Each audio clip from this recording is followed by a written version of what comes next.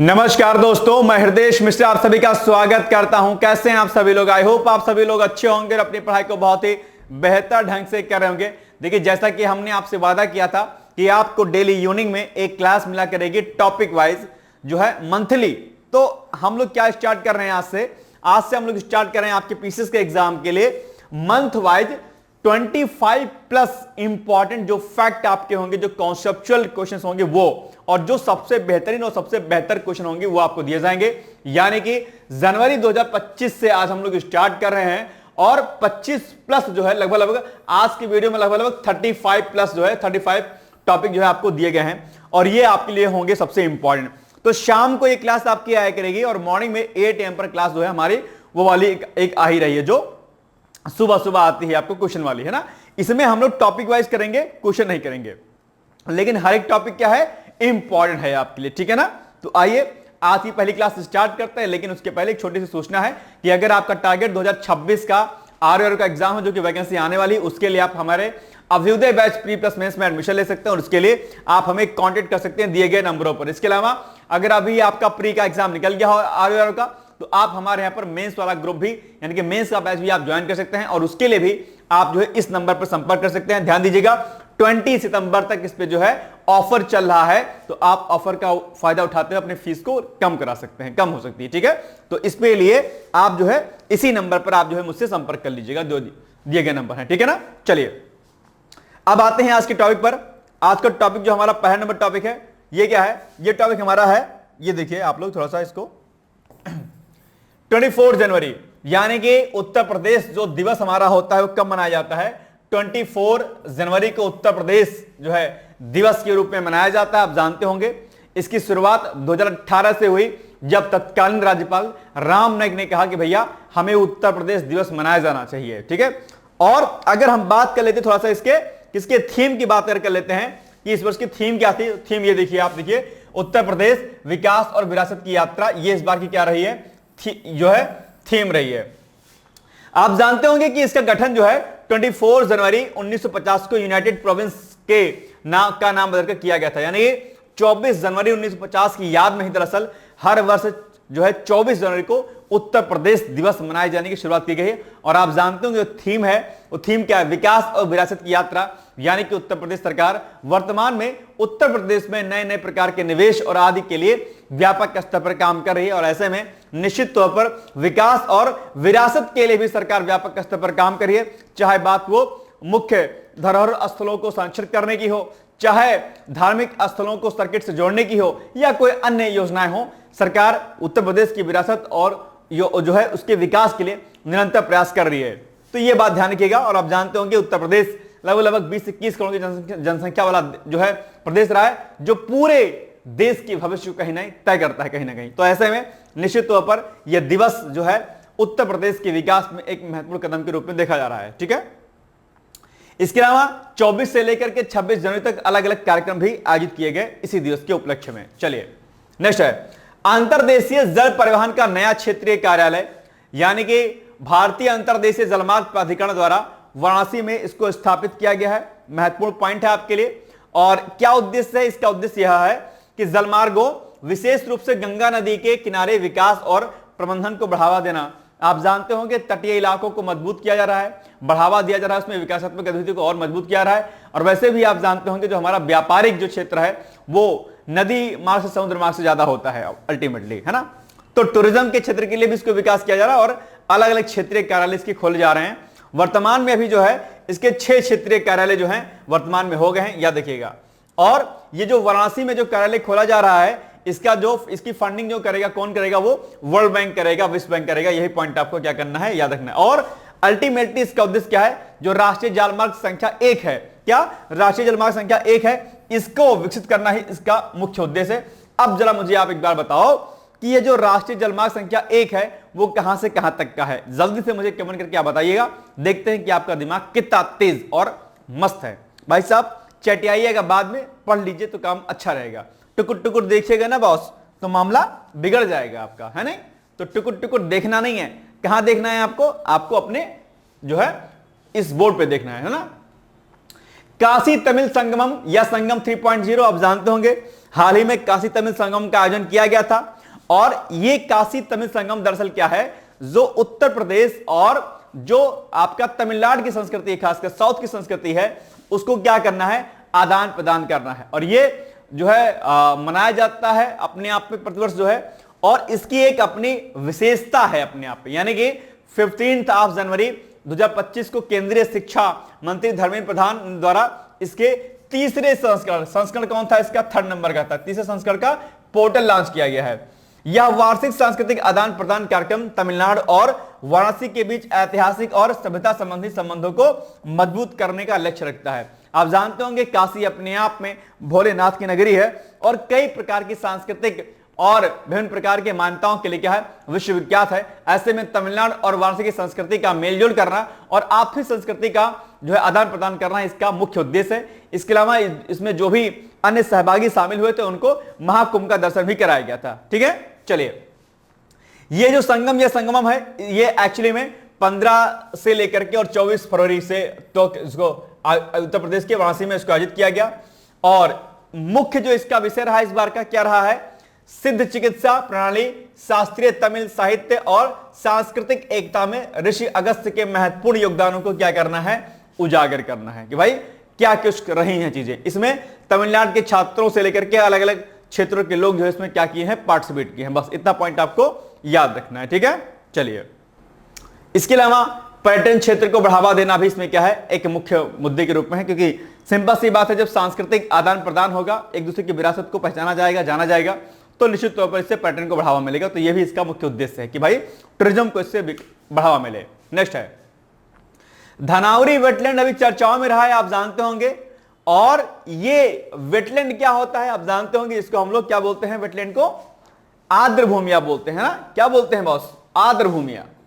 और अगर बात हम आर्द्र भूमि की कर लेते हैं तो आर्द्र भूमिया के अलावा जो वर्ल्ड वेटलैंड डे मनाया जाता है वो कब मनाया जाता है, 2 फरवरी, यानी कि 2 फरवरी को विश्व आर्द्र भूमि दिवस भी मनाया जाता है। आप यह भी जानते होंगे, कई बार आपके एग्जाम में पूछा गया है। और जरा मुझे बताओ कि वर्ष 2025 में जो वर्ल्ड वेटलैंड डे मनाया गया उसकी थीम क्या थी।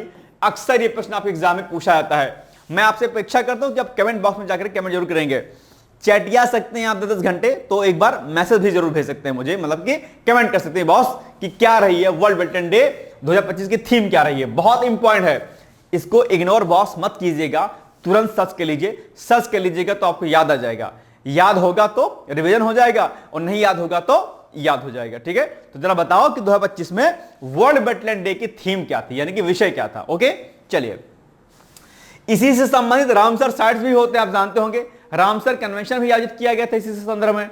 तो जरा रामसर कन्वेंशन और रामसर साइट्स क्या होती हैं यह भी एक बार लगे हाथ क्या करिएगा, पढ़ लीजिएगा। एक कॉपी अपने बगल में रखिए और जो जो मैं कहता जा रहा हूं उसको एक बार अलग से आप नोट करते हो जाइएगा कि हमको इस पॉइंट को क्या करना है, पढ़ना है।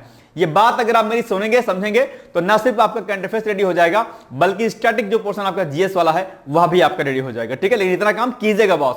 मैं अक्सर एक बात कहता हूं कि अगर कलम नहीं चलाइएगा तो कंपटीशन को क्रैक करना भूल जाइएगा आप, इसलिए कलम और दिमाग दोनों का चलाना क्या है, आवश्यक है। ओके, चलिए, तो ये जो वेटलैंड है ये जेवर एयरपोर्ट के पास गौतम बुद्ध नगर जिले में स्थित है। अब यही फैक्ट आपसे पूछ लेगा कि बॉस बताओ धनावरी वेटलैंड कहां पर है, तो आप इसका नाम ले लेंगे। ठीक है, यह विभिन्न पक्षी प्रजातियों के लिए एक महत्वपूर्ण आवास है जिसमें लुप्तप्राय सारस क्रेन भी क्या है, शामिल है। तो अब यह पॉइंट आपसे पूछ सकता है कि इस वेटलैंड में कौन सी ऐसी प्रजाति है, कौन सा ऐसा पक्षी है जो लुप्तप्राय के रूप में यहां पर जाना जाता है। आप कहेंगे लुप्तप्राय सारस क्रेन के रूप। ठीक है, यह पॉइंट भी आपको याद रखना है।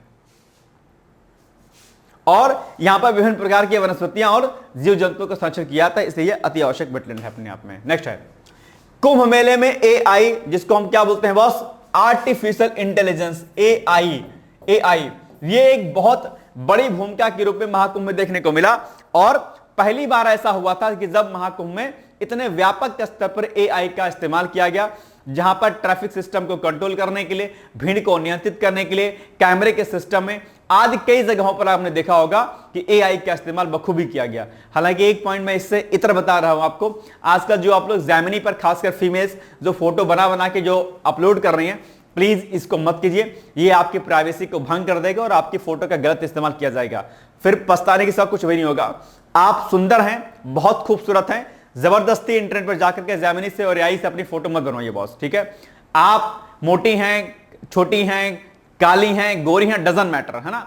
यदि आप भीतर से सुंदर हैं, भीतर से अच्छी हैं, तो आप दुनिया की सबसे खूबसूरत महिला हैं। इसलिए ये जो काम आजकल आप लोग कर रहे हैं वो मत कीजिएगा, आपकी प्राइवेसी भंग होती है इससे, ठीक है। और आप ये पिक्चर का गलत इस्तेमाल जिस दिन कर लिया गया, फिर रोने की सिवाय कुछ भी नहीं बचेगा। इसलिए हमारी रिक्वेस्ट है कि जबरदस्ती ऐसा काम मत करिए, प्रयास मत करिए। बहुत ज्यादा शौक है खूबसूरत फोटो खिंचाने का, आप स्टूडियो में जाइए और उससे जैसा कहेंगे कैमरामैन से वैसा खींच देगा आपकी फोटो, ठीक है। लेकिन ऐसा काम मत कीजिए, हर एक चीज इंटरनेट पर डालना सही नहीं होता है, ओके। चलिए, तो ये पॉइंट यहीं पर बताया गया कि भैया सबसे बड़े स्तर पर जो है एआई का इस्तेमाल किया गया है। एक बात ध्यान रखिएगा, आर्टिफिशियल इंटेलिजेंस पर निबंध भी बहुत बार आ सकता है आपके एग्जाम में। तो एक तो एआई पर निबंध और एक तो कुंभ मेले पर निबंध, इन दोनों टॉपिक पर जो है निबंध इस बार आपके एग्जाम में आ सकता है। इसलिए क्या करिएगा, इसको अलग से रेडी कर लीजिए आप लोग निबंध के प्रोस्पेक्टिव से, ठीक है। याद रहेगा पॉइंट। चलिए, ये वही सिस्टम जो हमने बता दिया कि किस किस में इसका प्रयोग किया गया था अभी हाल ही में एआई का महाकुंभ में। चलिए, राम मंदिर बना यूपी का सबसे बड़ा पर्यटन स्थल बॉस, ये एक बड़ी अच्छी बात है। आप जानते होंगे कि वर्ष 2024 से पहले ताजमहल जो आगरा में है, वहां पर विदेशी पर्यटक और घरेलू पर्यटक की संख्या खूब ज्यादा रहती थी। लेकिन अगर बात हम आंकड़ों की करते हैं और 2024 के आंकड़ों की बात करेंगे, तो जो हमारा राम मंदिर है अयोध्या में, उसमें हमारे घरेलू पर्यटकों की संख्या खूब ज्यादा रही है, ठीक है। ये एक बड़ी दिलचस्प बात रही है और मुझे लगता है कि आगे भी राम मंदिर का वर्चस्व जो है दिन ब दिन और बढ़ेगा और संख्या क्या हो जाएगी, बढ़ेगी। वैसे भी बढ़ना ही चाहिए निश्चित तौर पर, है ना। ताजमहल और राम मंदिर में जमीन और आसमान का अंतर है बॉस, है ना, ठीक है। चलिए, अयोध्या में जनवरी से सितंबर 2024 के बीच, क्या जनवरी से लेकर सितंबर 2024 के बीच मध्य 135.5 मिलियन घरेलू और 3,153 विदेशी पर्यटकों का आगमन हुआ। इससे धार्मिक पर्यटन में लगभग 70% की वृद्धि दर्ज की गई है अपने आप में, ठीक है। यह बड़ी उपलब्धि है। इसके अलावा कई आंकड़े आपके सामने और दिए गए हैं। अगर हम बात ताजमहल की कर लेते हैं तो वहां पर 125.2, ठीक है, 1 मिलियन पर्यटकों को आकर्षित किया गया है और इसमें से इतने लोग क्या थे, विदेशी पर्यटक थे। उत्तर प्रदेश जो है अपने आप में इस मामले में आगे रहा है। और अगर हम बात करेंगे वाराणसी में, तो कुल 62 मिलियन घरेलू पर्यटक आए, वहीं विदेशी पर्यटकों की संख्या लगभग 1,84,000 थी। तो ये कुछ आंकड़े, इन आंकड़ों के हिसाब से देखेंगे तो अयोध्या सबसे आगे रहा 2024 में, ठीक। पूछ सकता है आपके एग्जाम में कि अभी हाल ही में उत्तर प्रदेश का कौन सा पर्यटन स्थल है या कौन सा धार्मिक स्थल है जो पर्यटक स्थलों के रूप में सबसे आगे है। आप कहेंगे बॉस राम मंदिर, याद रहेगा पॉइंट। सेकंड नंबर पे आप बताइए कौन सा है। उत्तर प्रदेश में संस्कृति उत्सव का आयोजन अभी हाल ही में, आप जानते होंगे उत्तर प्रदेश की 1 जनवरी 2025 को उत्तर प्रदेश सरकार ने राज्य के स्थापना दिवस का जश्न मनाने और इसकी विविध सांस्कृतिक विरासत का प्रदर्शन करने के लिए संस्कृति उत्सव की घोषणा की है। इसके लिए 2 जनवरी से 26 जनवरी 2025 तक का कार्यक्रम आयोजित किया गया। आप जानते होंगे उत्तर प्रदेश अपने आप में एक बहुत बड़ी जनसंख्या वाला जो है प्रदेश है और यहां की सांस्कृतिक विभिन्नताएं, विषमताएं, विविधताएं अपने आप में अनमोल हैं, बहुत खूबसूरत हैं। और इसी सांस्कृतिक विविधता को उजागर करने के दरअसल उत्तर प्रदेश सरकार के द्वारा इस सांस्कृतिक दिवस को मनाए जाने का जो है निर्णय लिया गया था उत्तर प्रदेश दिवस के उपलक्ष्य में, ठीक है। मुख्य तथ्य की अगर बात करते हैं तो सांस्कृतिक विविधता को बढ़ावा मिला है, इससे राज्य स्तरीय प्रतियोगिताएं आयोजित की गई इसमें और विविध कला रूपों का इसमें प्रदर्शन आदि भी आयोजित किया गया। नेक्स्ट है 85वां अखिल भारतीय सभापति सम्मेलन। यह एक्चुअली में पटना बिहार में आयोजित किया गया था। किस प्रकार से लोकतंत्र को हम मजबूत कर सकते हैं और किस प्रकार से लोकतंत्र को मजबूत करने में एक्चुअली में क्या क्या है, जो संसद हमारी होती है, क्या जो संसद होती है और जो हमारी विधानमंडल होती है, ठीक है, विधानमंडल, ठीक है, विधानमंडल। संसद में आप जानते होंगे कि राष्ट्रपति और लोकसभा राज्यसभा आते हैं, जबकि राज्य विधानमंडल में राज्यपाल और विधानसभा विधान परिषद आते हैं। तो इन दोनों के माध्यम से हम लोकतंत्र को मजबूत कर सकते हैं और इसमें हर एक सांसद और हर एक विधायक की अपनी क्या होती है, एक महत्वपूर्ण भूमिका होती है। लोकतंत्र को बचाने में और लोकतंत्र को मजबूत करने में दरअसल इन्हीं का योगदान होता है। इसके अलावा जो हमारे अन्य पिलर हैं, जैसे कि आप जानते होंगे 4 पिलर हमारे लोकतंत्र के होते हैं, है ना। तो कार्यपालिका, विधायिका, न्यायपालिका और आपकी जो है मीडिया अपने आप में, है ना। तो ये सब चीजें क्या जरूरी है अपने आप में। हालांकि आजकल क्या हो गया है, आजकल एक्चुअली में कार्यपालिका और विधायिका या न्यायपालिका, कार्यपालिका और न्यायपालिका में जो है क्या हो रहा है आजकल, बड़ा डिस्ट्रीब्यूट हो रहा है अपने आप में, जो सॉरी डिस्टर्बेंस हो रहा है अपने आप में एक तरीके का, बिकॉज ऑफ कई बार न्यायपालिका कहते कि नहीं हम बॉस हैं, कई बार कार्यपालिका के अंतर्गत चीजें होती नहीं हम सब कुछ हैं। तो ऐसे में कई बार क्या होता है, ये द्वंद्व काफी टाइम से चल रहा है। इस पर भी आपके एग्जाम में प्रश्न पूछ सकता है कि कार्यपालिका और न्यायपालिका में जो कार्यपालिका और न्यायपालिका में जो द्वंद्व की जो स्थिति अभी उत्पन्न हो रही है, क्यों हो रही है, आखिर ये टकराव जो हो रहा है इससे क्या असर हमारे कार्यप्रणाली या लोकतंत्र पर पड़ने वाला है या पड़ेगा। इस अभी हाल ही में कुछ घटना आपके सामने है जिसमें आप देख पा रहे होंगे। ठीक है, चलिए इसमें पूछता है कि क्या न्यायपालिका का अतिक्रमण कार्यपालिका कर रही है या कार्यपालिका, सुनिए ध्यान से, क्या कार्यपालिका न्यायपालिका का अतिक्रमण कर रही है या फिर न्यायपालिका कार्यपालिका के कार्यों में हस्तक्षेप कर रही है या उसका अतिक्रमण कर रही है, ऐसा कुछ प्रश्न बनेगा। ध्यान से सुनिएगा, समझिएगा, ये आपके एग्जाम और एसए में दोनों पूछ सकता है बॉस। ठीक है, इसलिए इसको नोट कर लीजिएगा। तो अभी हाल ही में क्या हुआ है, इसी लोकतंत्र की मजबूती के लिए सभापतियों का एक सम्मेलन जो है आयोजित किया गया पटना बिहार में, और इसकी अध्यक्षता लोकसभा अध्यक्ष ओम बिरला जी ने की है। ठीक है, ये पॉइंट ध्यान रखिएगा।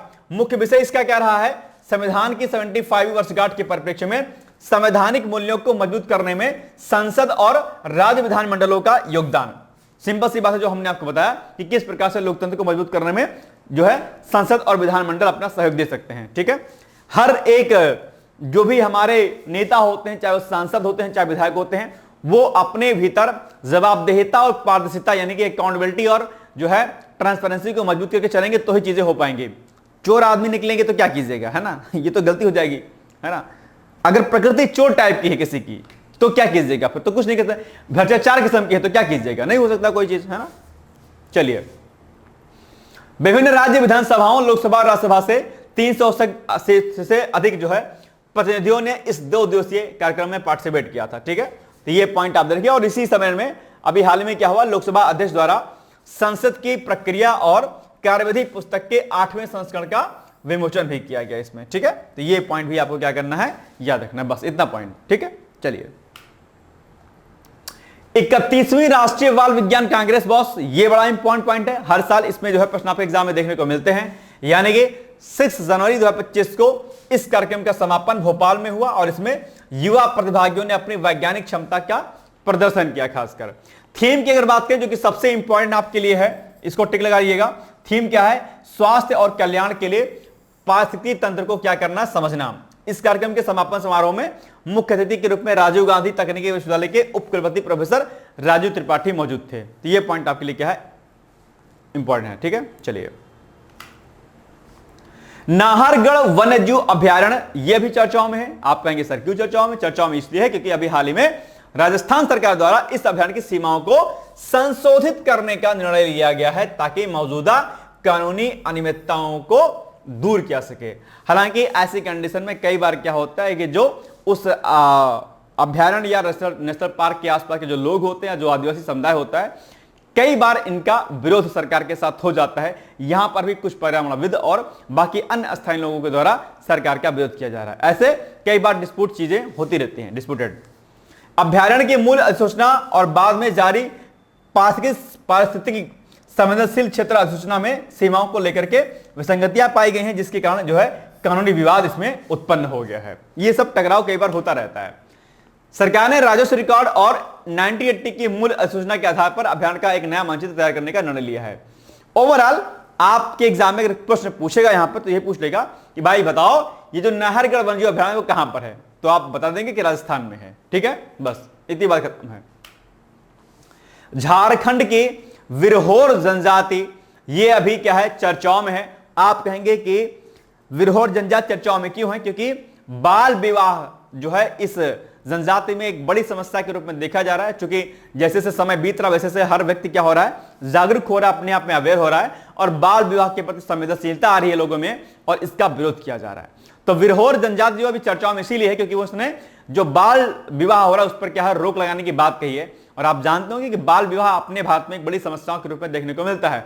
खासकर जो है बिहार, झारखंड, उत्तर प्रदेश के कुछ इलाकों में जो है, ये छत्तीसगढ़ के इलाकों में ये बड़ी समस्या के रूप में देखने को मिलता है। जिस उम्र में बच्चे को पढ़ना चाहिए, खेलना कूदना चाहिए, उस उम्र में उसकी शादी कर दी जाती है। मेंटली बच्ची प्रिपेयर नहीं होती तो वो मां बन जाती है। इससे क्या होता है कि जच्चा और बच्चा यानी कि मां और बेटे दोनों को खतरा रहता है जान का। इनफैक्ट मैं तो आज कहता हूं कि अगर किसी भी लड़की की एज 25 है, 25, इस समय वर्तमान स्थिति के अनुसार अगर मैं कहूं तो 25 साल से नीचे लड़की की शादी करनी ही नहीं चाहिए मेरे अकॉर्डिंग। अगर आप पूछेंगे तो जिस तरीके से सिनेरियो अभी चल रहा है, जिस तरीके से पाठ्यक्रम हो रहा है स्कूल विश्वविद्यालयों का, जिस प्रकार से कंपटीशन है आजकल, अभी आरओ का रिजल्ट आया और मेरे पास बहुत सारे फोन आए जिसमें मेल फीमेल सभी के फोन आए। बहुत सारे बच्चे बच्चियां क्या हुई, रोने लगी फोन पर।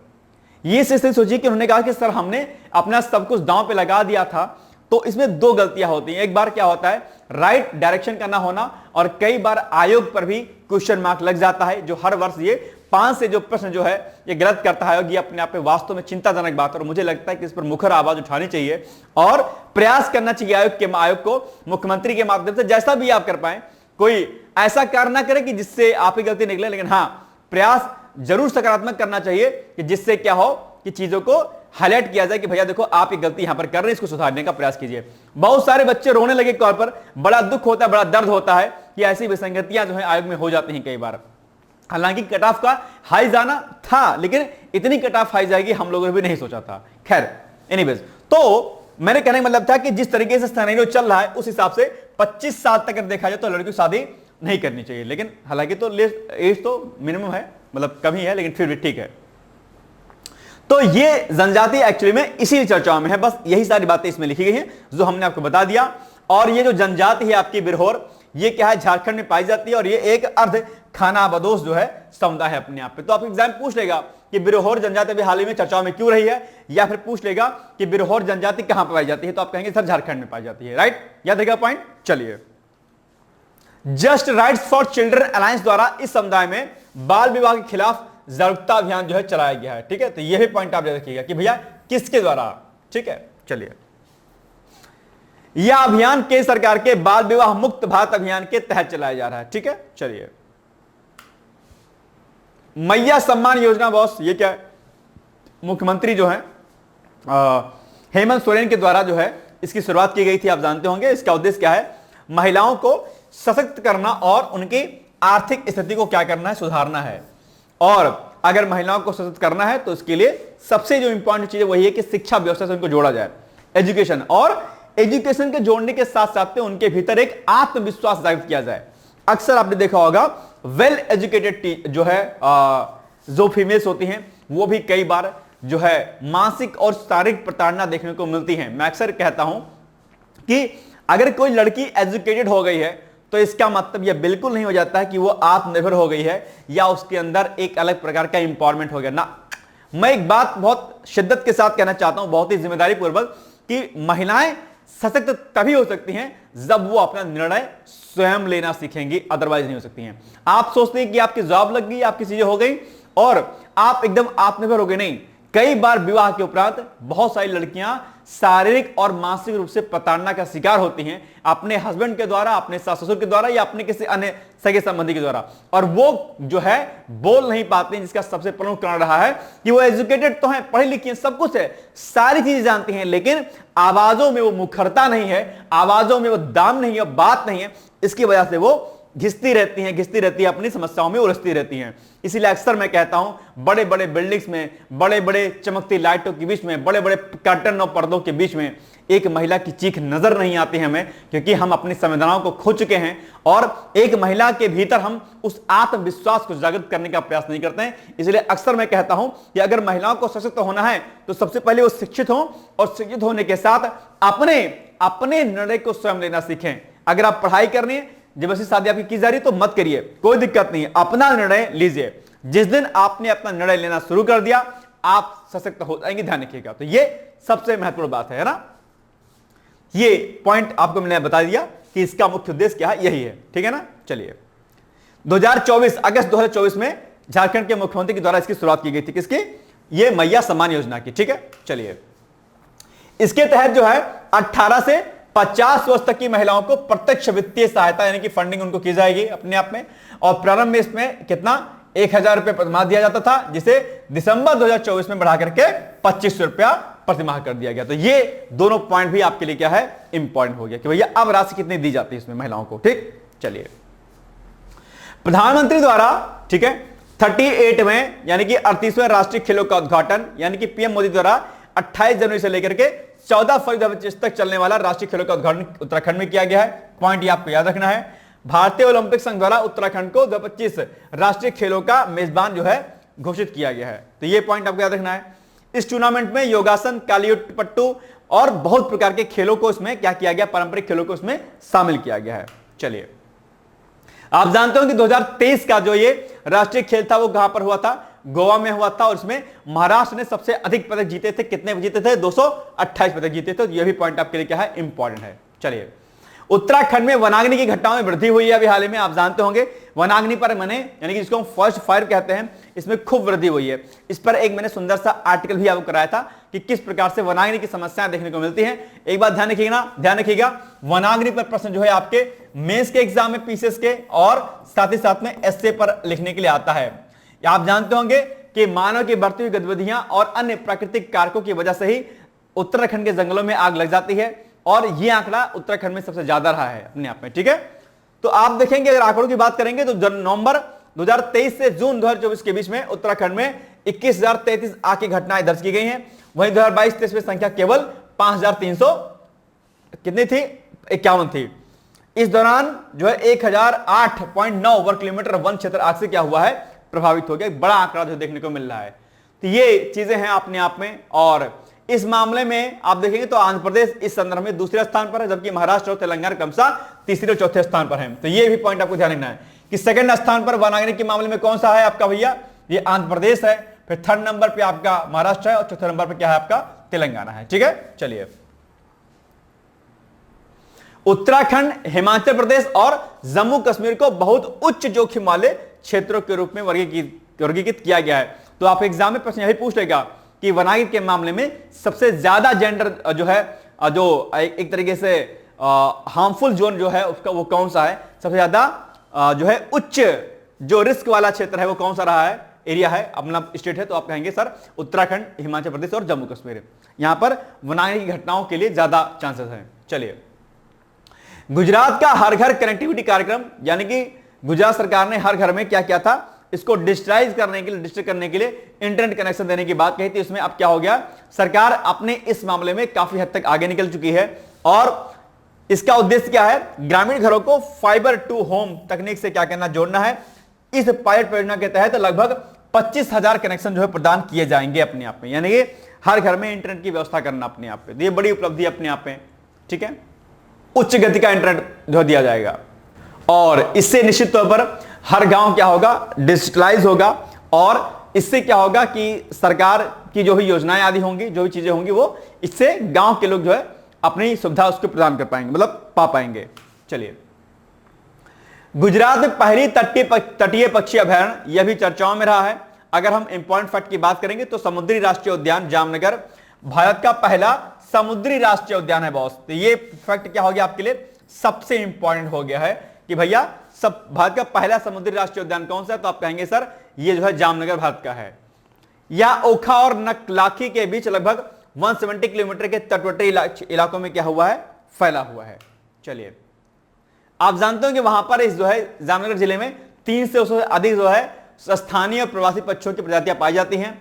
यह जनगणना पक्षी आबादी और उनके आवासों के बारे में जानकारी बढ़ाने में क्या करेगी, मदद करेगी। तो ये जामनगर वाला जो एरिया है आपका, इसको याद रखना आपकी भैया। भारत का पहला समुद्री राष्ट्रीय उद्यान कहां पर है, जामनगर गुजरात में है। चलिए, महाराष्ट्र द्वारा आर्टिफिशियल इंटेलिजेंस नीति बनाने हेतु समिति का भी हाल ही में क्या किया गया है, गठन किया गया है, ताकि आर्टिफिशियल इंटेलिजेंस का उपयोग हम व्यापक स्तर पर कर पाए। इसका उद्देश्य महाराष्ट्र में औद्योगिक विकास को क्या करना है, बढ़ावा देना है, और $1 ट्रिलियन की सकल घरेलू उत्पाद के लक्ष्य को प्राप्त करना है। इसीलिए महाराष्ट्र सरकार ने अभी हाल ही में नई आर्टिफिशियल इंटेलिजेंस बनाने के लिए एक समिति का गठन किया हुआ है। ठीक, चलिए, बस ये पॉइंट छोड़ दीजिएगा आप आगे। इसका उद्देश्य क्या है, एआई की जो क्षमता, कैपेसिटी, उसको समझना है, उसको आगे ले जाना है। उत्तराखंड पहला राज्य ऐसा बन गया जिसने यूसीसी यानी कि यूनिफॉर्म सिविल कोड जिसको बोलते हैं, क्या बोलते हैं, यूनिफॉर्म सिविल कोड बोलते हैं। यूनिफॉर्म सिविल कोड को लागू करने वाला देश का पहला राज्य कौन सा हो गया है, अभी हाल ही में उत्तराखंड बन गया, यानी कि 27 जनवरी 2025 को भारत का ये पहला राज्य बन गया अपने आप में यूसीसी को लागू करने वाला। यूसीसी में आप जानते हो कि सभी धर्म में व्यक्तिगत कानूनों को मानकीकृत करता है, जिसमें विवाह, तलाक, विरासत और लिव इन रिलेशनशिप इसमें शामिल है। यानी कि अलग धर्मों में जो अलग अलग प्रकार की जो रस्में रिवाज थी उनको क्या करना है, एक करना है, उनमें समानता लाना है ताकि किसी में कोई विभेद ना हो।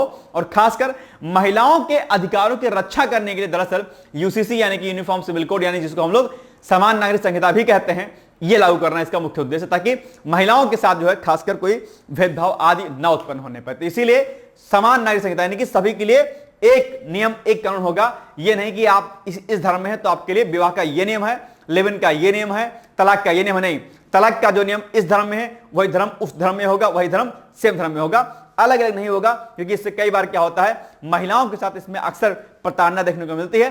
तो महिलाओं के खिलाफ जो हिंसा, जो प्रताड़ना, जो एक असमानता थी, उसी को दूर करने के लिए यूसीसी को लाया गया है। ठीक है, चलिए यही सारे पॉइंट यहां पे लिखे गए हैं। इसके अलावा एक पॉइंट आपके लिए इंपॉर्टेंट है कि संविधान के अनुच्छेद 342 में उल्लिखित अनुसूचित जनजातियों पर समान नागरिक संहिता लागू नहीं होगी। दूसरा, यह अनुच्छेद 44 के राज्य के नीति निषेधक सिद्धांतों के अनुरूप है, जिसमें कहा गया है कि राज्य भारत के संपूर्ण क्षेत्र में अपने नागरिकों के लिए एक समान नागरिक संहिता प्रदान करने का प्रयास करेगा।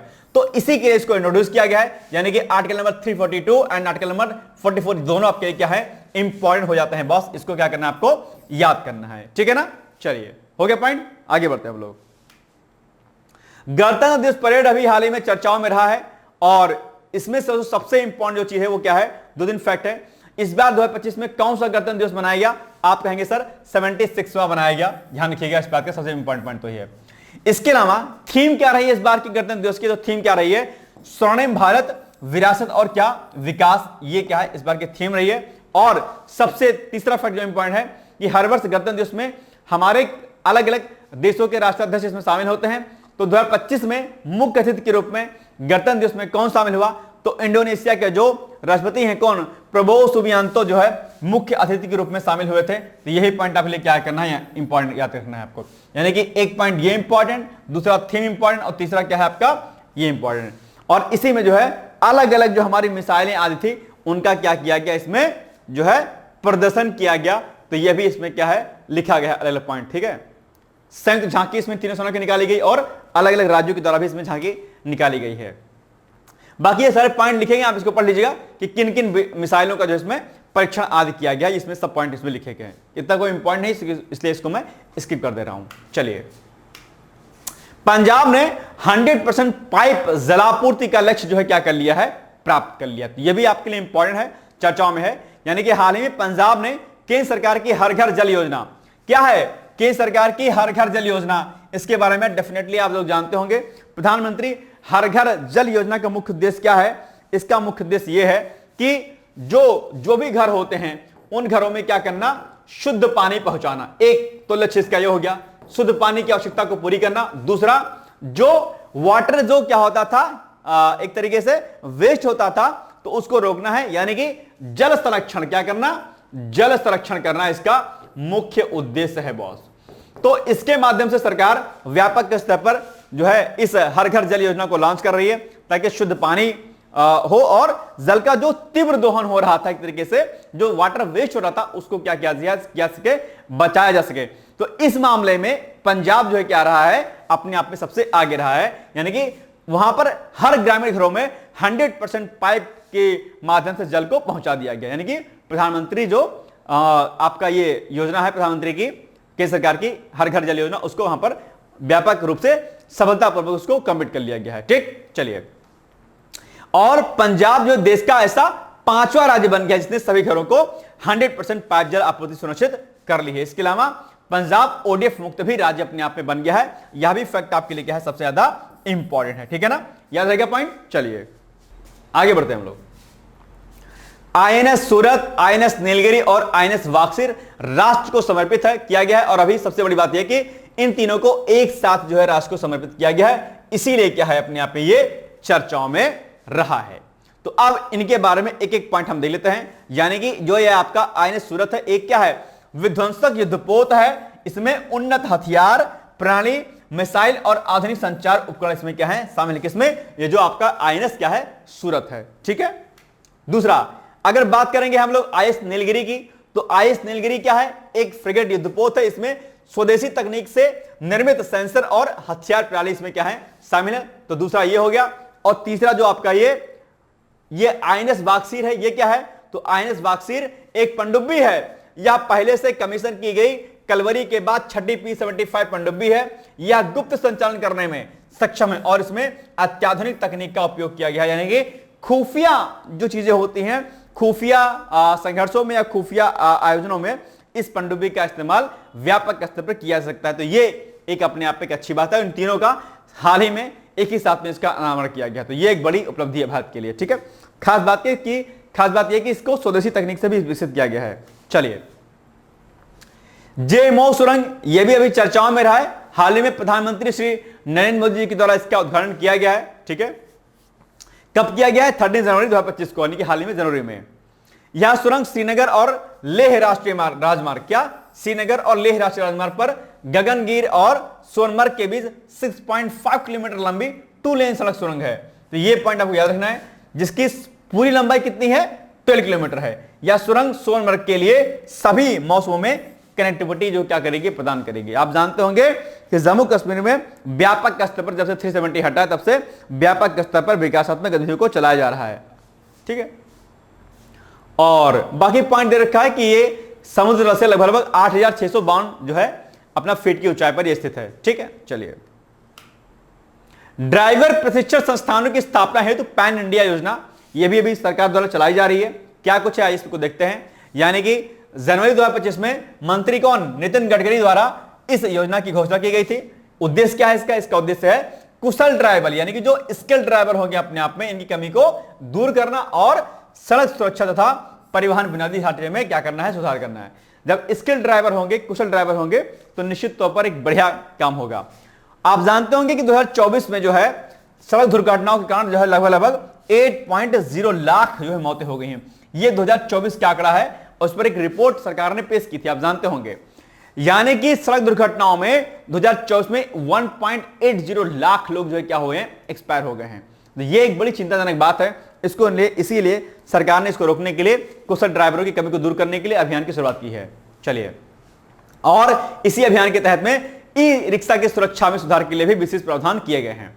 ठीक है, चलिए, प्रवासी भारतीय दिवस सम्मेलन, यह भी एक इंपॉर्टेंट पॉइंट है आपके लिए। यानी कि 8 जनवरी 2025 को 18वां, कौन सा, ये पॉइंट याद रखिएगा, 18वां प्रवासी भारतीय दिवस सम्मेलन उड़ीसा के भुवनेश्वर में आयोजित किया गया, जिसमें 75 देशों के लगभग 6,000 नेता इसमें जो है शामिल हुए। एक बड़ा आयोजन जो है किया गया। तो इसमें 2 फैक्ट इंपॉर्टेंट हो जाएंगे कि इस बार 2025 में कौन सा प्रवासी दिवस मनाया गया। तो आप कहेंगे सर 18वां मनाया गया, कहां पर मनाया गया, तो यह सम्मेलन दरअसल उड़ीसा के भुवनेश्वर में आयोजित किया गया था। तो यह पॉइंट भी आपके लिए क्या हो जाएगा, इंपॉर्टेंट हो जाएगा। ध्यान रखिएगा, प्रवासी भारतीय दिवस पर प्रश्न बनता है अक्सर, इसे ध्यान रखिएगा। अगर हम इसकी बात करते हैं इस थीम की, भैया कि इसकी थीम क्या रही है इस बार की, तो थीम है आपकी विकसित भारत। क्या, विकसित भारत के लिए प्रवासी समुदाय का योगदान इस बार की क्या रही है, ये थीम रही है आपके लिए। ठीक, दूसरा, मुख्य अतिथि कौन रहे हैं, तो त्रिनिदाद एवं टोबैगो की राष्ट्रपति क्रिस्टीन कंगालू जो है इस बार की यहाँ की क्या रही है, चीफ गेस्ट रही है, यानी कि मुख्य अतिथि रही है। ठीक है, चलिए, और कई सारे पॉइंट इसमें लिखे गए लेकिन उतना इंपॉर्टेंट नहीं है। जो इंपॉर्टेंट पॉइंट था वो हमने आपको यहां पर बता दिया, इसको आप चाहें तो स्किप कर सकते हैं। ठीक है, बस एक बार इसको पढ़ लीजिए पॉज करके वीडियो, बस छोड़ दीजिए। अब देखो पॉइंट, इस आयोजन के माध्यम से वैश्विक भारतीय डायस्पोरा को उड़ीसा की सांस्कृतिक विरासत, पर्यटन क्षमता और आर्थिक अवसरों से क्या करना है, परिचित कराना कि भैया उड़ीसा की सांस्कृतिक विविधताएं और जो इसकी सांस्कृतिक विविधताएं हैं वो अपने आप में कितनी बेहतर हैं। तो भारतीय डायस्पोरा को आकर्षित करना है और अपनी संस्कृति को परिचित कराना है, इसका मुख्य उद्देश्य यह भी है अपने आप में। चलिए, भारत की स्मार्ट सिटी मिशन में प्रगति, आप जानते होंगे स्मार्ट सिटी मिशन की शुरुआत 2015 में प्रधानमंत्री श्री नरेंद्र मोदी जी के द्वारा की गई थी। स्मार्ट सिटी में हर प्रकार की सुख सुविधाएं, हर प्रकार की कनेक्टिविटी, हर प्रकार की चीजें और संधारणीय विकास पर आधारित एक नए शहर की परिकल्पना जो है इस योजना में की गई थी। और अभी स्मार्ट सिटी परियोजना में और व्यापक स्तर पर बदलाव आया है और उससे स्मार्ट सिटी मिशन के माध्यम से कई अन्य चीजें भी जो है क्या हुई, इसमें सुधार हुआ है। क्या कुछ हुआ है, आइए इसको एक बार हम लोग देखने का प्रयास करते हैं। ठीक है, यानी कि 71 स्मार्ट शहरों में 9,433 स्मार्ट कक्षाओं की स्थापना की गई है, जिससे क्या हुआ है, जिससे 2015-16 से 2023-24 के मध्य में छात्र नामांकन में 20% की क्या हुई है, वृद्धि दर्ज की, यानी कि स्कूल जाने वाले बच्चों में क्या हुआ है, ज्यादा बढ़ोतरी हुई है। 41 शहरों में डिजिटल पुस्तकालय स्थापित किए गए हैं और 7009 छात्रों को सेवा प्रदान कर रहे हैं, प्रतियोगी परीक्षा की तैयारी में भी ये मदद कर रहे हैं अपने आप में। तो ये कई सारी उपलब्धियां जो इसमें दी गई हैं, तो ये बात आपको क्या करनी, याद रखनी। बस मुख्य पॉइंट इसमें यह रहेगा कि अगर इस पर प्रश्न आएगा तो मुख्य परीक्षा यानी कि मेंस के एग्जाम के लिए स्मार्ट सिटी मिशन पर, और इसके अलावा जो है प्री में भी फैक्ट डेटा के रूप में आपके प्रश्न पूछ सकता है। और एसए में इस बार स्मार्ट सिटी मिशन में आ चुका है प्रश्न, सिंधु घाटी सभ्यता और वर्तमान स्मार्ट सिटी मिशन में क्या विभिन्नताएं रही हैं, क्या कुछ सिमिलरिटीज रही हैं, ऐसा प्रश्न पूछा जा चुका है। स्मार्ट सिटी मिशन के कॉन्सेप्ट को आप ज्योग्राफी में ही पढ़ते होंगे अपने ऑप्शनल में, है ना। चलिए, न्यायालयों में एडहॉक जज की नियुक्ति का प्रस्ताव अभी हाल में सर्वोच्च न्यायालय के द्वारा कहा गया है। आप जानते होंगे भारत जैसे बड़े देश में जो अदालतों में, जो हाईकोर्ट में जो पेंडिंग केसेस हैं वो क्या अपने आप में बहुत ज्यादा है, और ऐसे में इन पेंडिंग केसों को निपटारा करने के लिए क्या किया गया है, निपटारा के लिए सरकार ने कहा भैया जो भी हमारे क्या होते हैं हाई कोर्ट होते हैं उनमें एडहॉक के आधार पर जो हमारे पूर्व जो सेवानिवृत्त जो हमारे रिटायर्ड जो जजेस होते हैं उनको नियुक्ति की जाए एडहॉक के आधार पर। इसका मुख्य उद्देश्य यही है कि जो भी पेंडिंग केस है उनका निपटारा जल्दी किया सके और त्वरित और एकदम सटीक न्याय जो है एक आम नागरिक को मिल सके। तो इसीलिए यह प्रावधान किया गया है अपने आप में। और ये high court and supreme court यानी कि उच्च न्यायालय और उच्चतम न्यायालय पर प्रश्न आपके एग्जाम में अक्सर पूछा जाता है, इसलिए आप लोग जो लगे हाथ क्या करिएगा, आज ही जो है क्लास के बाद आप लोग हाई कोर्ट और सुप्रीम कोर्ट के बारे में डिटेल्स जानकारी ले लीजिएगा बॉस, ठीक है ना। चलिए, इसमें एक इंपॉर्टेंट पॉइंट ये है जो सबसे फैक्ट है आपके लिए, अनुच्छेद 224A क्या आर्टिकल 224A उच्च न्यायालयों में सेवानिवृत्त न्यायाधीश की अस्थायी नियुक्ति की अनुमति देता है, यानी कि ये हमारे कॉन्स्टिट्यूशन में प्रावधान है। ऐसा नहीं कि सुप्रीम कोर्ट ने एमवी कह दिया कि बॉस कर लो एडहॉक पर, नहीं, ये हमारे कॉन्स्टिट्यूशन में एक जो है एक अधिकार 24A आर्टिकल जो है आपका इसके अंतर्गत, ठीक है। तो अब यही फैक्ट आपके एग्जाम पूछ लेगा बॉस कि बताओ किस आर्टिकल के तहत जो है उच्च न्यायालयों में एडहॉक न्यायाधीशों की नियुक्ति का प्रावधान किया गया है, तो आप कहेंगे 224A आर्टिकल, ठीक है, याद रहेगा। चलिए, ये सारे पॉइंट यहां पर बाकी लिखे गए हैं, इसको आप छोड़ सकते हैं, नॉर्मली आप इसको पढ़ सकते हैं। ये पॉइंट हमने यहां पर आपको बता दिया, बस दैट्स इट, ठीक है, बाकी हमने आपको समझा ही दिया है। चलिए, अगले मुख्य चुनाव आयुक्त की चयन प्रक्रिया में बदलाव, यह भी मामला भी गरमाया हुआ है बॉस। क्यों गरमाया हुआ? क्योंकि अभी हाल ही में सुप्रीम कोर्ट ने कहा कि जो मुख्य चुनाव आयुक्त होते हैं उनकी जो नियुक्ति की जो प्रक्रिया है वो सटीक नहीं, सही नहीं है। यानी कि पहले रूल क्या था? पहले रूल ये था कि जो जैसे कोई ए नाम का जो चुनाव आयुक्त वर्तमान में है, ठीक है, ए नाम का कोई है जो चुनाव आयुक्त है, अब इनके बाद कौन सा मुख्य चुनाव आयुक्त जो होगा ये इस बात पर निर्भर करता था कि कौन सा वरिष्ठतम जो वो जो है चुनाव आयुक्त है, वरिष्ठतम सदस्य, वरिष्ठतम जो सीनियर मोस्ट जो सदस्य हुआ करता था वही जो है क्या होता था, अगला चुनाव आयुक्त, मुख्य चुनाव आयुक्त हुआ करता था। लेकिन सुप्रीम कोर्ट ने कहा नहीं बॉस, ऐसा नहीं करना है आपको, इसके लिए कमेटी बनाइएगा, उसमें सिर्फ वरिष्ठतम जो है सदस्य होंगे, उनके अलावा जो अन्य जो सदस्य होंगे उनको भी इसमें शामिल किया जाएगा और उसके बाद तय किया जाएगा कि भाई कौन जो है अगला चुनाव आयुक्त होगा। यह बात सुप्रीम कोर्ट ने कही है। और उसी के लिए अभी हाल ही में जो है क्या हुआ है कि चयन प्रक्रिया में केवल वरिष्ठतम मुख्य चुनाव आयुक्त के अलावा अन्य उम्मीदवारों को भी इसमें विचार विमर्श में किया जाएगा और यह पहली बार अब ऐसा होगा। इसके पहले मुख्य चुनाव आयुक्त का उत्तराधिकारी हमेशा अगला वरिष्ठतम चुनाव आयुक्त होता था, लेकिन अब इसमें क्या किया गया है, बदलाव कर दिया गया है। आप जानते होंगे कि कानून के अनुसार कानून मंत्री की अध्यक्षता में एक जो है सर्च कमेटी बनाई जाएगी जो 5 नामों की एक सूची तैयार करेगी।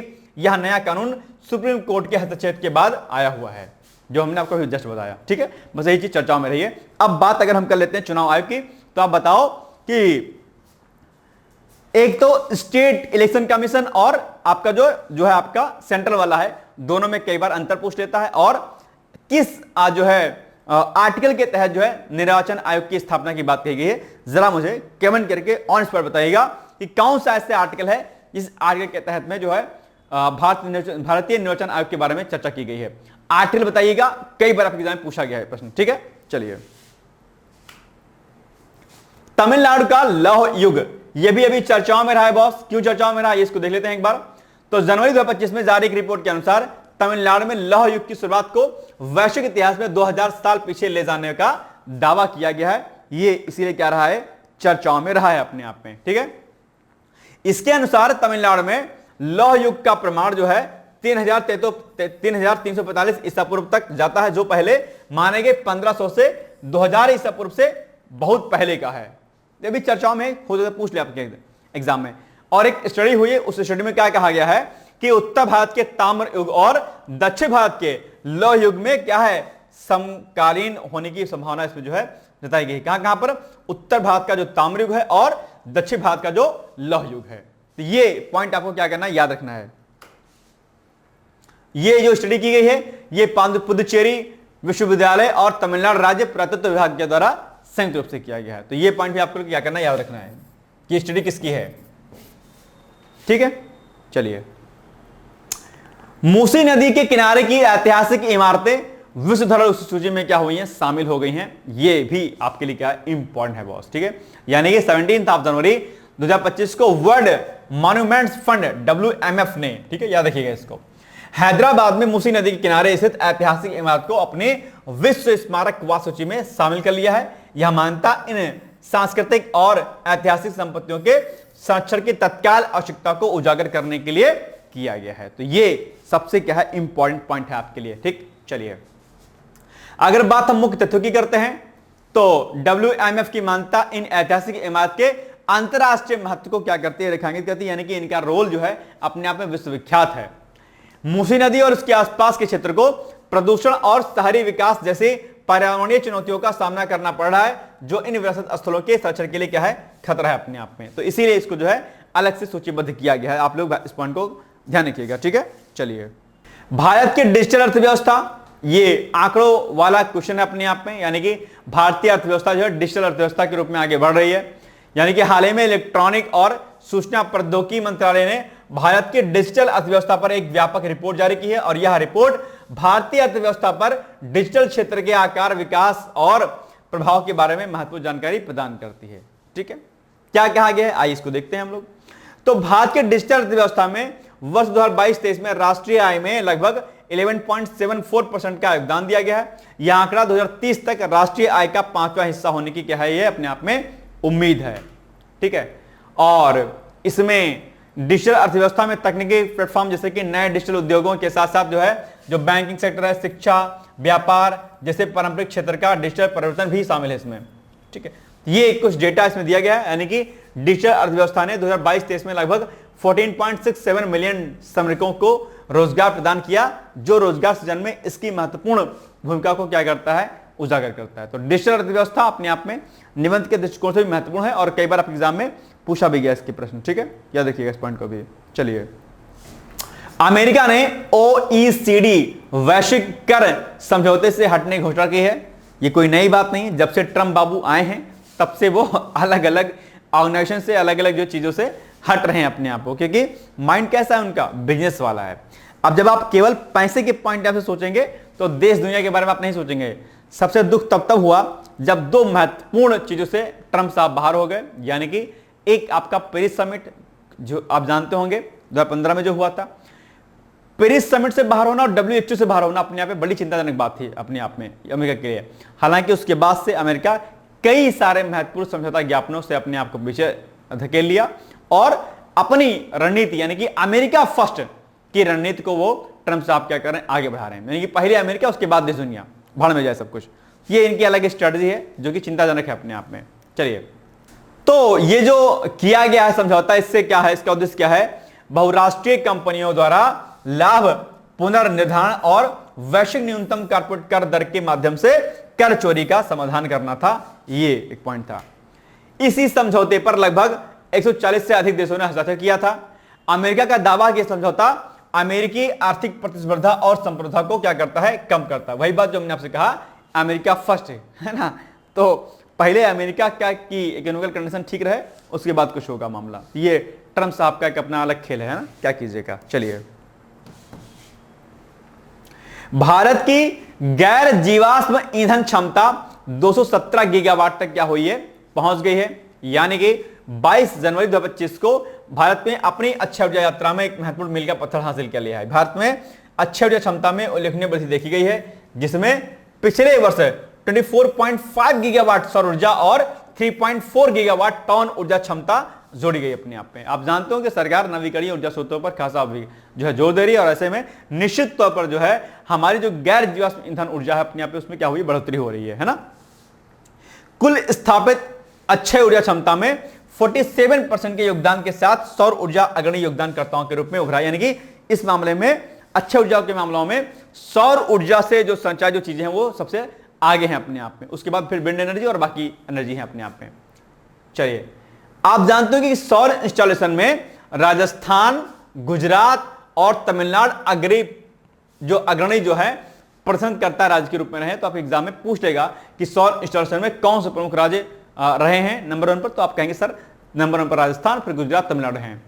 गुजरात, कर्नाटक और तमिलनाडु ने पवन ऊर्जा क्षमता में अग्रणी योगदान दिया है। तो यही फैक्ट आपके लिए क्या इंपॉर्टेंट है, विंड एनर्जी में ये स्टेट आपके आगे हैं।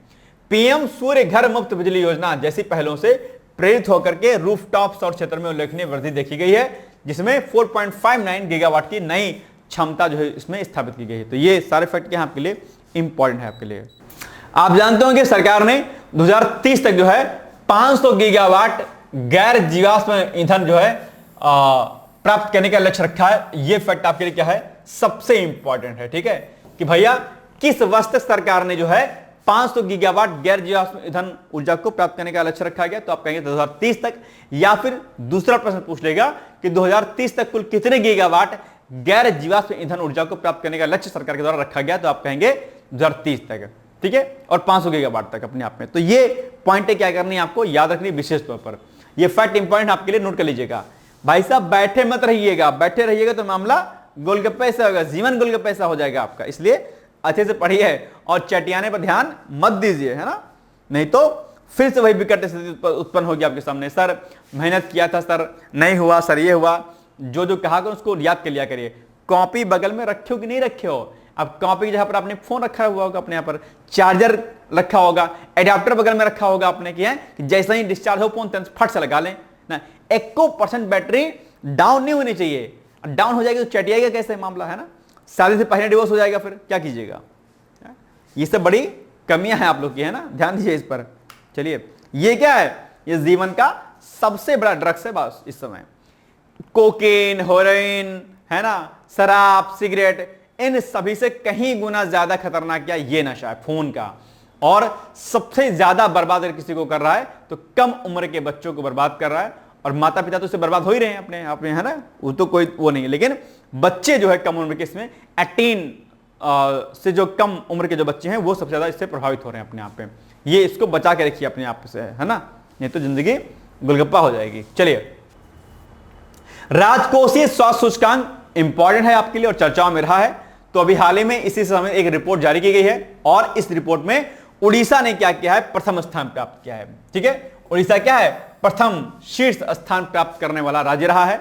यानी कि इस रिपोर्ट में कुल 18 प्रमुख राज्यों के प्रदर्शन का अवलोकन किया गया है, और यह इंडेक्स राज्यों के सकल राज्य घरेलू उत्पाद, राजस्व संग्रह, सार्वजनिक व्यय और राजकोषीय स्थिरता पर क्या है, बेस्ड है अपने आप, बेस्ड है। उड़ीसा ने 67.8 स्कोर के साथ में इसमें पहला स्थान प्राप्त कर लिया है। और अगर बात करते हैं दूसरे स्थान पर कौन रहा है, दूसरे स्थान पर रहा भैया छत्तीसगढ़।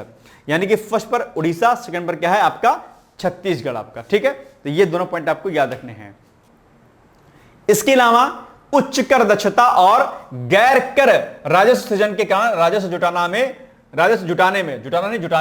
जुटाने में उत्कृष्ट प्रदर्शन करते हुए गोवा ने तीसरा स्थान हासिल किया है। तो यही पॉइंट याद रखिएगा। पंजाब, केरल और पश्चिम बंगाल जैसे राज्यों को इसमें आकांक्षी राज्यों के रूप में रखा गया है। ठीक है, तो ये पॉइंट भी आपको क्या करना है, याद रखना है कि फर्स्ट, सेकंड, थर्ड पे कौन सा सीट रहा है, ये पॉइंट आपके लिए सबसे इंपॉर्टेंट है।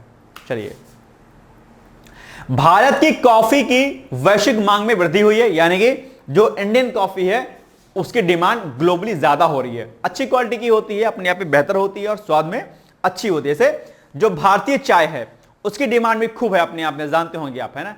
ठीक उसी प्रकार से जो इंडियन कॉफी है अपने आप में उसकी डिमांड ग्लोबल मार्केट में क्या ज्यादा है, इसीलिए इस पर बातचीत की ही जा रही है। यानी कि भारत अब विश्व का 7वां सबसे बड़ा कॉफी उत्पादक देश बन गया, आप यह भी जानते होंगे। और वित्तीय वर्ष 2023-24 में भारत का कॉफी निर्यात 1.29 बिलियन डॉलर तक क्या हो गया है, पहुंच गया है अपने आप में। ठीक, दूसरा अगर बात करते हैं ग्लोबली सबसे बड़ा उत्पादक जो है देश कौन सा, तो ब्राजील है। अक्सर आप इस पॉइंट को पढ़ते होंगे। और इसके बाद क्या है आपका वियतनाम और कोलंबिया का स्थान आता है।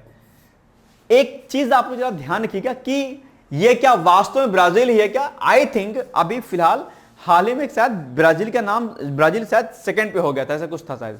एक बार जरा इसको क्रॉस चेक कीजिएगा कि कॉफी उत्पादक राज्य जो है देशों में कौन सा प्रथम स्थान पर है। ठीक है, प्लीज चेक कीजिएगा इसको।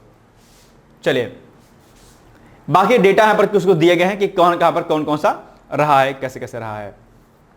भारत की कॉफी मुख्य रूप से पश्चिम और पूर्वी घाटों में उगाई जाती है, जिसमें कर्नाटक राज्य जो है सबसे बड़ा उत्पादक राज्य के रूप में है। तो आपके फैक्ट है, आपके एग्जाम यही प्रश्न पूछ लेगा कि कॉफी उत्पादक राज्यों में सबसे प्रथम राज्य, मतलब सबसे ऊपर कौन सा राज्य है या प्रथम पे कौन सा स्थान है किस राज्य का, तो आप कहेंगे सर कर्नाटक का है। केरल और तमिलनाडु इस सूची में दूसरे और तीसरे स्थान पर आते हैं। यानी कि भारत में कॉफी उत्पादक राज्यों में प्रथम स्थान पर कौन सा आपका कर्नाटक है। प्रथम स्थान पर कौन है, कर्नाटक है। दूसरे पर कौन सा है बॉस, केरल है। ठीक है, केरल है। और तीसरे स्थान पर कौन सा आपका तमिलनाडु है। क्या, तमिलनाडु। तो ये तीनों स्टेट आपको क्या करना है, याद रखना है, नोट कर लीजिएगा बॉस। आपके लिए क्या है सबसे ज्यादा इंपॉर्टेंट, यानी कर्नाटक, केरल और तमिलनाडु फर्स्ट सेकंड थर्ड स्थानों पर आते हैं। और ग्लोबली अगर हम देखेंगे तो भारत का स्थान ग्लोबली कितना कॉफी उत्पादक राज्यों, कॉफी उत्पादक में भारत का स्थान कितना है ग्लोबली, 7वें स्थान पर है। प्रथम पर कौन है आपका, यह है आपका ब्राजील है। ठीक है, ब्राजील है। तो ये पॉइंट आपको क्या कहना है, याद रखने हैं, इंपॉर्टेंट है बॉस। ठीक है, स्किप मत कीजिएगा। आगे बढ़े हम लोग। चलिए, WPI, क्या WPI के आधार वर्ष में संशोधन हेतु कार्य समूह का भी हाल ही में गठन किया गया है। ठीक है, क्या पॉइंट है देखते हैं इसको। तो जनवरी 2025 में भारत सरकार ने थोक मूल्य सूचकांक के आधार वर्ष को 2011-12 से संशोधित कर 2022-23 करने के लिए एक कार्य समूह का क्या किया है, गठन किया है। इस कार्य समूह में नीति आयोग के सदस्य प्रोफेसर रमेश चंद्र की अध्यक्षता में 18 सदस्यों को शामिल किया गया है। अब WPI के लिए आधार वर्ष 2011-12 से संशोधित करते हुए 2022-23 कर दिया गया है। तो ये पॉइंट हो जाएगा आपके लिए क्या इंपॉर्टेंट कि भैया पहले आधार वर्ष क्या था 2011-12 था और अब क्या हो गया है 22-23 हो गया। किसके लिए, WPI के लिए, WPI के लिए। ठीक है, तो ये पॉइंट आपको क्या करना है, याद रखना है। यानी कि भारत सरकार ने थोक मूल्य सूचकांक के आधार वर्ष को, ये क्या है WPI, थोक मूल्य सूचकांक अपने आप, ये इंपॉर्टेंट भी है आपके एग्जाम के लिए, इसको भी क्या करना है आपको याद रखना है। ठीक है, चलिए, इसका उद्देश्य क्या है संशोधन का, इसका उद्देश्य यह है कि वर्तमान आर्थिक वास्तविकताओं को प्रतिबिंबित करने में थोक मूल्य सूचकांक की विश्वसनीयता को और सटीकता को क्या करना है, बढ़ावा देना है। तो यह भी पॉइंट है आपके लिए इंपॉर्टेंट। नेक्स्ट है, डोनाल्ड ट्रंप जो है दूसरी बार अमेरिका के राष्ट्रपति चुने गए हैं। इसके पहले 2016 में हिलेरी क्लिंटन को जो है हराने वाले वो प्रथम उस टाइप के राष्ट्रपति थे अपने आप में, और ये दूसरा कार्यकाल इनका जो हाल ही में हुआ है। ठीक है, तो 20 जनवरी 2025 को अमेरिका के 47वें में नहीं होगा, वे होगा 47वें राष्ट्रपति के रूप में जो है दूसरी बार इन्होंने शपथ लिया है। और अमेरिका के 230 वर्षों के लोकतंत्र के इतिहास में डोनाल्ड ट्रंप दूसरे राष्ट्रपति हैं जिन्होंने सत्ता से बाहर होने के बाद फिर से व्हाइट हाउस में अपना पैर रखा। तो ये दूसरे नंबर के राष्ट्रपति हो चुके हैं अपने आप पे। ठीक है, चलिए, आप जानते होंगे कि डोनाल्ड ट्रंप ने 2016 में रिपब्लिकन पार्टी के उम्मीदवार के रूप में राष्ट्रपति चुनाव लड़ा और हिलेरी क्लिंटन को हरा दिया था 2016 में। और अभी भी आप जानते होंगे टैरिफ को बढ़ाने के लिए डोनाल्ड ट्रंप की जो है आलोचना हो रही है। भारत के परिप्रेक्ष्य में उन्होंने अपने टैरिफ को खूब बढ़ाया हुआ है, और ऐसे में वहां की जो है जो वहां की सत्ता और जो विपक्ष पक्ष के लोग हैं उन लोगों ने भी ट्रंप साहब का इस बात के लिए आलोचना व्यक्त की कि भैया ऐसा नहीं करना चाहिए, है ना। खैर, वही बात है ना कि अमेरिका क्या कहता है कि हम सबसे पहले, उसकी बात कुछ है। ठीक है, छोटे बच्चे नहीं कहते नहीं पहले हमको खाना खाना है, पहले हमको सामान मिलना चाहिए, पहले हमको ये करना है। उसी तरीके ट्रंप साहब ट्रंप बाबू ऐसा ही कहता नहीं पहले हम, उसकी बात कुछ दुनिया, है ना। तो क्या कीजिएगा, खैर एनीवेज, लेकिन वो ये नहीं जानते कि इससे उनकी साख जो क्या हो रही, गिर रही है अपने आप पे। बड़प्पन क्या होता है नहीं जानते हैं ना लोग। चलिए, विश्व आर्थिक मंच की 55वीं बैठक अभी हाल ही में जो है आयोजित की गई है। कहां पर? स्विट्जरलैंड के दावोस में आयोजित की गई है। ठीक है, तो यह बैठक जो है एक्चुअली में 20 जनवरी 2025 को, ठीक है, कहां पर? 20 जनवरी 2025 को स्विट्जरलैंड के दावोस में आरंभ हुई। और ये दोनों पॉइंट आपको याद रखना है, जिसमें भारत के समावेशी विकास, ठीक है, और डिजिटल क्रांति के मॉडल को प्रमुखता दी गई कि किस प्रकार से भारत समावेशी विकास में आगे बढ़ रहा है और किस प्रकार से डिजिटल क्रांति भी भारत में बड़ी तेजी से हो रही है। आप जानते होंगे जो सस्टेनेबल गोल जो हैं, एसडीजी गोल्स जो हैं, जो 17 एसडीजी गोल्स हैं, जिनको प्राप्त करने का लक्ष्य कब तक रखा गया है? 2030 तक का रखा गया है। तो इस गोल को प्राप्त करने में आप देखेंगे तो भारत क्या अग्रणी राज्य रहा है, भारत क्या है? अग्रणी है। लेकिन इसी सस्टेनेबल डेवलपमेंट गोल पर अभी जो एसडीजी रिपोर्ट आई थी उसमें वैश्विक स्तर पर चिंता व्यक्त की गई थी कि भैया जो आपने जो 17 जो सस्टेनेबल डेवलपमेंट गोल को जो प्राप्त करने का जो लक्ष्य है 2030 का रखा है, इसमें से वैश्विक जो कंट्रीज हैं, ग्लोबली जो कंट्री हैं, वो अपने आप में फिसड्डी साबित हुई हैं। मतलब कि उन्होंने इस सतत विकास के लक्ष्य को प्राप्त करने में कोई बड़ा योगदान या कोई बहुत बड़ा कार्य नहीं किया है, और ये कंट्रियां 2030 तक इस लक्ष्य की प्राप्ति नहीं कर पाएंगे। लेकिन समावेशी विकास को आगे बढ़ावा देने में, डिजिटल क्रांति को आगे बढ़ावा देने में, आदि कार्यों में भारत की अपनी एक महत्वपूर्ण भूमिका इस समय वर्तमान में है। और ग्लोबली जो है भारत समावेशी विकास को आगे बढ़ाने में एक बड़े देश के रूप में उभर के सामने आ रहा है। ठीक है, तो ये बात अभी हाल ही में जो ये वर्ल्ड इकोनॉमिक जो फोरम की जो 55वीं जो बैठक हुई उसमें जो है इस बात के लिए विशेष जोर जो है दिया गया है भारत को अपने यहाँ पे, है ना। यह एक 5 दिवसीय कार्यक्रम है जिसमें भारत की विकासात्मक नीतियों को प्रमुखता दी गई कि किस प्रकार से भारत सरकार विकासात्मक चीजों पर कार्य कर रही है। ठीक है, अभी हाल ही में क्वाड विदेश मंत्रियों की बैठक हुई है। आप जानते होंगे क्वाड अपने आप में क्या है, महत्वपूर्ण जो है संगठन है जिसमें कौन कौन से कंट्री आते हैं। क्वाड में जो है कौन कौन सी कंट्री आते हैं बस बताइए। इसमें आता है आपका कौन सा? भारत नंबर 1, ठीक है, दूसरा क्या? जापान, ठीक है, तीसरा क्या? ऑस्ट्रेलिया, और चौथा कौन सा आपका? अमेरिका है, आप जानते होंगे।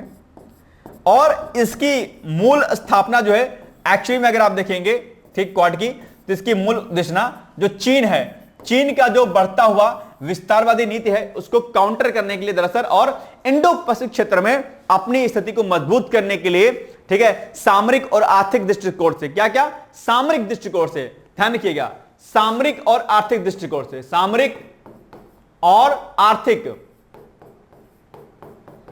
सामरिक और आर्थिक दृष्टिकोण से अपने आप को मजबूत करने के लिए ही एक्चुअली में क्या हुआ था, क्वाड की स्थापना की गई थी। ठीक है, तो कई बार क्वाड के बारे में चर्चाएं होती है और अभी हाल ही में क्वाड समूह के विदेश मंत्रियों की बैठक अभी हाल ही में संपन्न हुई है। ठीक है, उद्देश्य मैंने आपको बता ही दिया। इस बैठक में किन लोगों ने भाग लिया यह भी यहां पर लिखा हुआ है, आप इसको देख सकते हैं। ठीक है, बस वैश्विक पावर सिटी इंडेक्स ये क्या है बॉस? तो अभी हाल ही में मोरी मेमोरियल फाउंडेशन जापान की जो संस्था है अपने आप में, कौन सी कहां संस्था है? जापान की है। तो इसके द्वारा जनवरी 2025 में यह जो है इंडेक्स जारी किया गया। कौन सा इंडेक्स? वैश्विक पावर सिटी इंडेक्स। ठीक है, दुबई ने जो है इस सूची में विश्व स्तर पर 8वां स्थान हासिल किया है, जबकि पश्चिम एशिया में यह शीर्ष स्थान पर है। यह लगातार दूसरा वर्ष है जब शीर्ष 10 रैंकिंग में जो है अपना स्थान दुबई ने बरकरार रखा है। दुबई के अलावा टोक्यो, सिंगापुर और पेरिस जैसे शहर भी इस सूची में 10 में शामिल है, 10वें टॉप में, जो ग्लोबली स्तर पर प्रतिस्पर्धा में महत्वपूर्ण स्थान रखते हैं। मुंबई इस सूची में भारत के एकमात्र नगर के रूप में 48वें स्थान पर है। ठीक है, तो ये पॉइंट हो जाएगा आपके लिए इंपॉर्टेंट। वैसे पूछेगा नहीं, कोई तो बहुत बड़ा इंपॉर्टेंट नहीं है, लेकिन हाँ फिर भी पूछ सकता है। ठीक है, तो याद रखिएगा इस पॉइंट को। चलिए, सुनीता विलियम्स ने 12 वर्षों बाद किया स्पेस वॉक, अभी चर्चाओं में रहा है। आप जानते होंगे एक बड़ा कीर्तिमान भी इन्होंने अभी हासिल किया है। भारतीय मूल की नासा अंतरिक्ष यात्री रही हैं, आप जानते होंगे। ठीक है, और इस दौरान जो उन्होंने अपने सहयोगी निक हैग के साथ अंतरराष्ट्रीय अंतरिक्ष स्टेशन से बाहर निकाल कर रख रखाव का काम किया अपने आप में। ठीक है, यह कक्षा में एक्सरे टेलीस्कोप की सर्विस करने वाला पहला मिशन था। मरम्मत के अलावा अंतरिक्ष यात्रियों ने आईएसएस बाहरी हिस्से से पुराने रेडियो संचार उपकरणों को हटाया और माइक्रोबायल नमूने एकत्रित किए। तो ये एक बड़ी उपलब्धि जो है इसमें रही है। ठीक है, चलिए नेक्स्ट है इसको पढ़े होंगे, चर्चाओं में रहा ही था अपने आप पे, है ना। मिशन मौसम भाई साहब चर्चाओं में यह भी है, यानी कि हाल ही में 14 जनवरी 2025 को मौसम विज्ञान विभाग की 150वीं वर्षगांठ के अवसर पर जो है मिशन मौसम का शुभारंभ किया गया। और ये आपके लिए क्या है, इंपॉर्टेंट भी है आपके लिए, नोट कर लीजिएगा मिशन मौसम के बारे में, ठीक है। इसका उद्देश्य क्या है, भारत की मौसम पूर्वानुमान और जलवायु प्रतिरोधी क्षमताओं को क्या करना है, बढ़ावा देना, यह इसका मुख्य उद्देश्य रहा है। मिशन के पहले 2 वर्षों के लिए 2000 करोड़ रुपए का बजट जो है क्या किया गया है, आवंटित कर दिया गया मिशन मौसम के लिए, ठीक। इस मिशन में आप जानते होंगे ओलावृष्टि, कोहरा और बिजली गिरने जैसी मौसम घटनाओं के प्रबंधन पर ध्यान केंद्रित किया जाएगा, कि जिससे जो व्यापक स्तर पर जो नुकसान होता है इन प्राकृतिक घटनाओं के फलस्वरूप, इस ऐसे में इन पर क्या करना है, इसको मिटिगेट करना है अपने आप में। पुणे में भारतीय उष्णकटिबंधीय मौसम विज्ञान संस्थान में एक क्लाउड चैंबर स्थापित किया जाएगा। अच्छा, इसमें एक फैक्ट पूछ लेगा आपसे कि बताओ बॉस, भारतीय उष्णकटिबंधीय मौसम विज्ञान संस्थान कहां पर है, आप कहेंगे ये कहां पर है, पुणे में है। कई प्रमुख संस्थानों के बारे में आपके एग्जाम में प्रश्न पूछा जाता है कि ये प्रमुख संस्थान कहां पर है, तो इनको रट लीजिएगा और अपने एग्जाम में याद कर लीजिएगा, ठीक है ना। चलिए, भारत साइबर हमलों के मामले में दूसरे स्थान पर है बॉस। एक बड़ी घटना जो साइबर मामले में हुई है, और अगर हम बात करते हैं कि ये जो साइबर हमले हुए हैं, जो साइबर अटैक हुए हैं, साइबर अटैक के मामलों में प्रथम स्थान पर कौन सा है देश रहा है, तो वो अमेरिका रहा है। और दूसरे पर कौन सा है आपका देश, भारत रहा है अपने आप पे। यानी कि साइबर अटैक सबसे ज्यादा कहां पर हुए भी हाल ही में, अमेरिका में, और सेकंड नंबर पर कहां पर हुआ है, भारत में। आप सामान्य धन पेपर 3 अगर देखेंगे यूपीएससी एनपीसीएस का, तो उसमें इंटरनल सिक्योरिटी में साइबर सिक्योरिटी अपने आप एक मुद्दा बहुत बड़ा रहा है व्यापक स्तर पर, जिस पर साइबर सिक्योरिटी पर, साइबर सुरक्षा पर आपके एग्जाम में मुख्य परीक्षा और निबंध में प्रश्न पूछे जाते हैं। तो उसी के मामले में ये कुछ डेटा दिए गए हैं अभी हाल ही में, यानी कि साइबर इंटेलिजेंस फर्म क्लाउड द्वारा जारी एक रिपोर्ट आई हुई है। किसके द्वारा, साइबर इंटेलिजेंस फर्म क्लाउड। इसके अनुसार साइबर हमलों से प्रभावित सबसे बड़ा देश क्या है, अमेरिका है। आप सोचिए, इतनी हाई टेक्नोलॉजी होने के बाद भी क्या हुआ है, ये हुआ है। और इसमें सबसे बड़ी बात यह है कि इन साइबर हमलों में जो सबसे ज्यादा जो अटैक हुए वो बैंकिंग सिस्टम पर हुए हैं बॉस, ठीक है, क्योंकि पैसा तो वहीं से आता है ना बॉस तो क्या कीजिएगा, तो वहीं से हुआ है।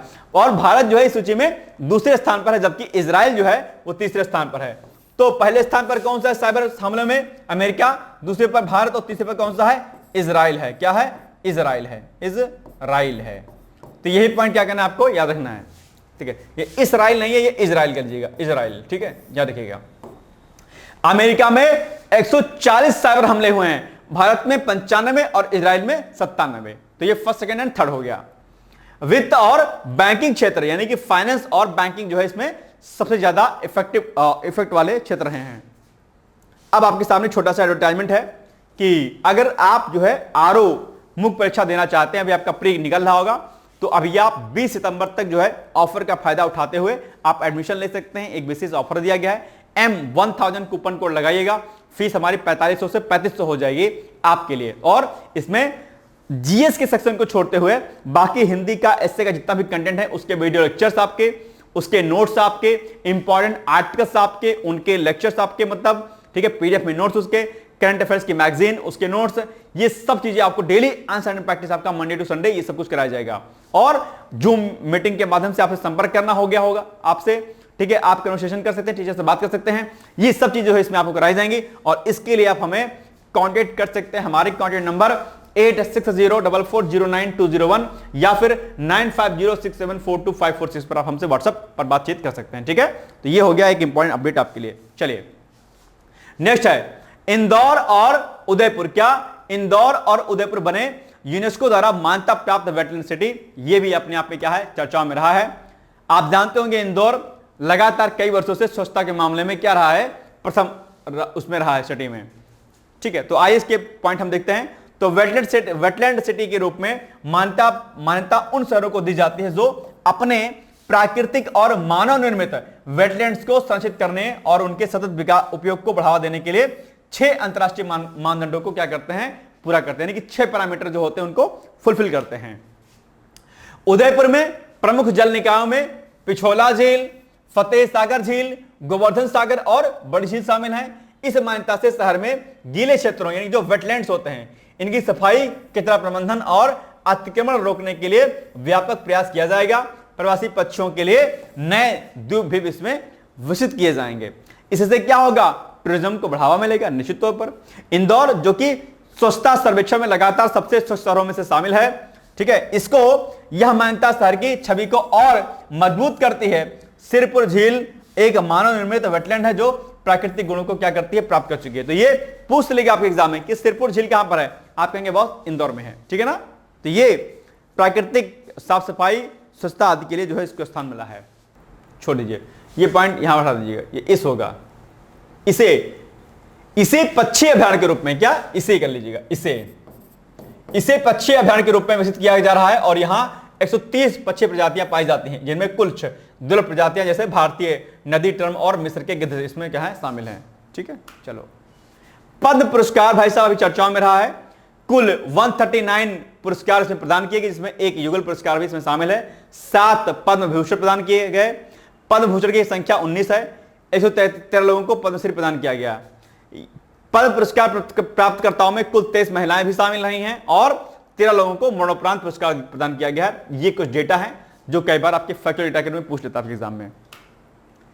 पद्म विभूषण के महत्वपूर्ण प्राप्तकर्ता, इनके नाम जरा याद रखिएगा, जैसे श्री दुर्बूर नागेश्वर रेड्डी चिकित्सा के लिए तेलंगाना में, न्यायमूर्ति जगदीश चंद्र सिखेर साबनी मामले चंडीगढ़, श्रीमती कुमुदनी रजनीकांत लखिया कला गुजरात के लिए, श्री लक्ष्मी नारायण सुब्रमण्यम कला कर्नाटक के लिए। ये कुछ नाम है। अच्छा, इनमें एक नाम खास का है, ये देखो ये वाला, श्री ओसामू सुस्कू मरणोपरांत व्यापार उद्योग जापान के लिए दिया गया है। श्रीमती शारदा सिन्हा, जानते होंगे आप इनको, मरणोपरांत कला आदि के क्षेत्र में बिहार के लिए दिया गया है, बिहार को, ठीक है। तो ये पॉइंट याद रखिएगा।